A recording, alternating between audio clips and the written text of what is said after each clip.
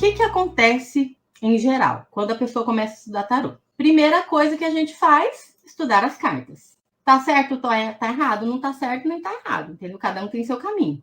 Mas a gente começa a estudar as cartas, porque elas são muito interessantes. Aí a gente começa a estudar uma carta, estuda outra, entende o significado de uma, de outra. A maioria dos cursos começa por aqui, né? Estude as cartas. A pessoa já consegue ter ali alguma percepção. Mas na sequência, o que acontece? A pessoa estuda as cartas e joga. Joga querendo o quê? Uma resposta. Só que aí, veja bem o que acontece. A pessoa vai lá no YouTube, vê lá, tem as cartas. Ou numa aula gratuita de alguém, ou, né? Algum material, algum livro. Método Cruz Celta. Me conta aqui se você já fez isso. Quem já fez isso, me conta aqui. A pessoa vê lá, Templo de Afrodite. Aí a pessoa vê lá, tem uma coluna daqui, uma carta no meio, essa daqui é ele, essa daqui é ela, a coluna do meio é o relacionamento. Aí a pessoa está estudando as cartas, vai lá e tira 7 cartas e bota na mesa assim. Olha lá e tá. Mas e daí? O que tem a ver? Ele pensa isso, ele pensa assim. E ela, assim, a pessoa fica, tipo, sabe? Não encontra, não sabe como fazer a relação entre aquelas cartas, não sabe como fazer a leitura, né? Porque são muitas cartas, muitos significados, aí às vezes uma não tem nada a ver com a outra. Então, sabe, não é um caminho, assim, muito fácil da pessoa tirar as cartas, né? Estudar as cartas e sair jogando, né? Tem outras coisas envolvidas, que é o que eu vou mostrar para vocês hoje. Depois que a pessoa joga, busca uma resposta, ela não entende a mensagem com clareza, que é aquilo que eu falei. Às vezes ela consegue até tirar alguma coisa que, ele pensa isso da relação, ele sente isso por você, mas assim, sabe, às vezes a pessoa fala, nossa, mas não tem nada a ver, uma carta não tem nada a ver com a outra, e a pessoa não entende, é simples assim. Fica aquela coisa turva, né? Fica aquela visão turva das cartas, não tem clareza. Digam para mim se já aconteceu isso com vocês. Se você tá estudando a carta ali, aí você vai fazer uma jogada e não entende nada, né? Não tem clareza. Às vezes entende alguma coisinha, um detalhe, uma coisa, mas não consegue fazer uma leitura, fazer uma previsão, tirar dali um aconselhamento, por exemplo. Então aí como que você fica? Acha que é difícil demais. Primeira coisa que acontece. 78 cartas, meu Deus do céu, eu nunca vou conseguir. Segunda coisa, pensa em desistir. Não, vou deixar isso para lá, deixa esse tarô aí, pega e guarda na sua caixinha, põe na gaveta e já era. Pensa em desistir. Isso acontece, assim, muito. Né? Eu mesmo, muitas vezes, falava, nossa, não há nada a ver esse tarô aí. Mas daí eu sentia ele me chamando. Outra coisa que eu já falei, né? Não consegue estabelecer uma relação entre as cartas. Por quê? Já quer sair tirando, já quer sair fazendo a tirada lá da pitonisa de Tebas, né? Outra coisa, fica sentindo que não tem dom, ou que o tarô não é para você. Por quê? Porque as pessoas têm um mito de pensar que o tarô é um dom, assim, muito místico, né?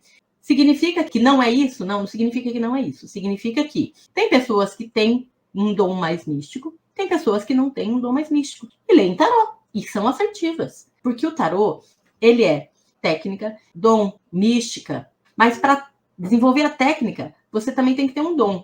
Qual que é o dom? O dom de se dedicar, estudar, aprender, estar disposta. Se você sente um chamado, não depende da sua espiritualidade, não depende da sua religião, não depende de nada disso, depende de você querer fazer acontecer. Para ser médico, tem que ter dom também. Por quê? Tem que estudar 5 anos, tem que estar querendo, tem que estar determinado, tem que ter um dom. Para qualquer profissão tem que ter um dom. O dom para aquela profissão. Mas não significa que seja um dom super mágico, super místico. Se tiver, ótimo. Legal para ti. Se não tiver, desenvolve. Desenvolve intuição, a gente desenvolve. Inspiração, a gente desenvolve. Percepção, a gente desenvolve. Habilidade de comunicação, a gente desenvolve. Sabe? Tudo isso a gente pode desenvolver. Entendeu? Eu sei porque eu também desenvolvi. Eu sou uma pessoa intuitiva? Sou uma pessoa intuitiva desde sempre, desde criancinha. Tenho um dom de vidência mística? Não tenho. Se eu tivesse, talvez não precisasse nem do tarô. Eu podia simplesmente olhar para a pessoa e dizer assim, olha aqui a sua vida e tal. Mas não tenho isso daí, entendeu? Eu tenho intuição, tenho percepção, presto atenção, tenho observação da vida. Então, se eu tiro uma carta e eu entendo o que aquela pessoa está precisando, eu conecto as duas coisas e consigo transmitir uma mensagem para ela que vai auxiliar ela na vida dela, né? Que é o meu propósito com o meu tarô. Meu tarô está a serviço do desenvolvimento da pessoa na vida dela, naquilo que ela está me procurando. Então, se ela chega até mim, eu vou fazer o que eu puder para aconselhar ela, para auxiliar ela, para mostrar para ela as melhores possibilidades. Outra coisa que acontece, a pessoa fica sem a resposta ou então não vê sentido entre a resposta e a pergunta, ou não vê sentido entre a resposta que ela vê e o contexto. Eu pego uma carta aqui, o touro. Ah, eu conheço essa carta. Essa carta aqui fala de leveza, fala de responsabilidade, fala de seguir o fluxo da vida, fala de inconsequência, fala de algumas coisas. Eu sei o significado dela. Mas às vezes isso não faz nenhum sentido com a pergunta que eu fiz. Ou então, no contexto ali da consulente ou da minha vida mesmo, não faz sentido. E isso é uma coisa que já aconteceu muito comigo, né? No início ali eu ficava assim, boiandão. Outra coisa que acontece, aí não desenvolve confiança no oráculo e na leitura começa o quê? A duvidar. Tira a carta, aí às vezes a pessoa até já tá, né, conseguindo estabelecer ali uma conexão. Ah, tirou aqui, essa é bonita. 2 de copas. Tirou aqui a carta. Daí viu, né? Olha, vai rolar um romance e tal. É legal, tem uma reciprocidade aí nesse relacionamento de vocês, né? Apareceu aqui nas cartas, ó, 2 de copas. Mas aí a pessoa começa a duvidar. Aí ela, né, devolve as cartinhas, ela pensa, mas será que aquilo era mesmo? Será que é certo mesmo? Será que é isso mesmo? Né? E começa a duvidar do oráculo e querer fazer o quê? Ficar testando o oráculo. Não façam isso, tá? Não façam isso, que não funciona. Outra coisa que acontece, fica com medo de jogar. Aí não joga para ninguém, porque sente medo de errar, né? Tipo, não vou jogar, porque se eu errar alguma coisa, falar alguma coisa para a pessoa, meu Deus do céu, o que vai acontecer? O mundo vai acabar. A pessoa sente medo de errar mesmo, sente medo de não estar certo, sente inseguranças. Eu já tive medo de errar, sabe? Já errei, mas isso não me impediu de continuar. Só me mostrou que eu precisava melhorar.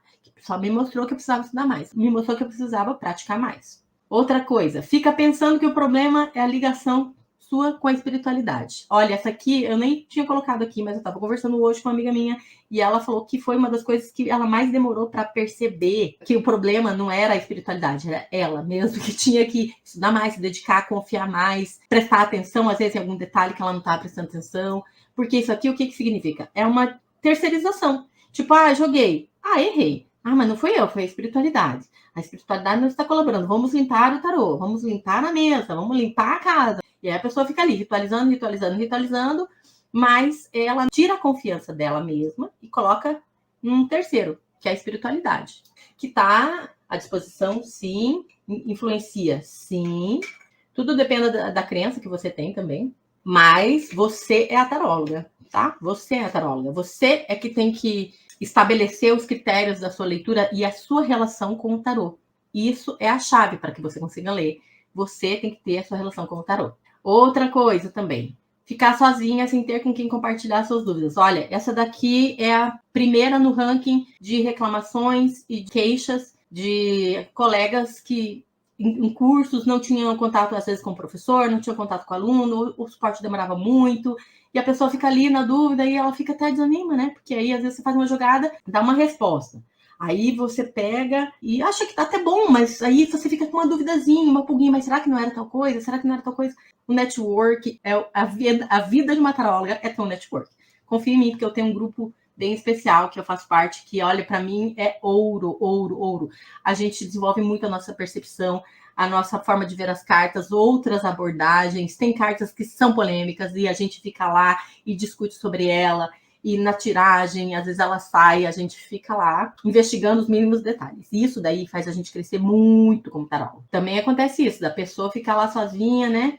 E aí, finalmente, o que acontece? Não se desenvolve, não desenvolve sua leitura, demora muito tempo para perceber o que está faltando, demora muito tempo. Sozinha, a gente demora muito tempo, porque a gente fica pesquisando e as informações são muito soltas, principalmente se você está buscando ali na internet, né? Tem muitas abordagens, tem muitas linhas de pensamento, tem muitas formas de explicar, muitas formas de entender, muitas formas de jogar, tem muitos métodos, muitas técnicas. Método europeu, método americano, joga duas cartas, 3 cartas. É tarô junguiano, é tarô não sei o quê. Aí tem 1 milhão de tipos de tarô e a pessoa fica toda confusa e não desenvolve ou demora muito, né? E isso desanima, né? A gente quer aprender um negócio, a gente quer ver o resultado em todas as áreas. Do tarô não é diferente.